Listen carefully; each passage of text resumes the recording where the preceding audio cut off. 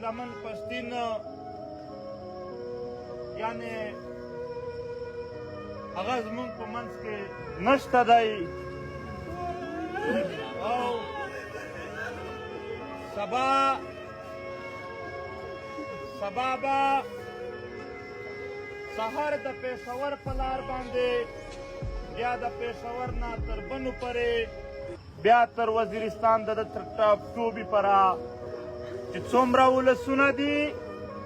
څومره د تحریک ملګري دي په هر ځای کې دي دا ټول راووځئ خپل کلي ته به یې ډېر په درانوي ډېر په احترام ډېر په لویي سره رسوو د ګیلمن ورور را سره ولاړ دی په دې ټول اعمالو کې یقینا د ورور په صفت د ټول ورځې شپې دلته تېرولې موږ ورسره وو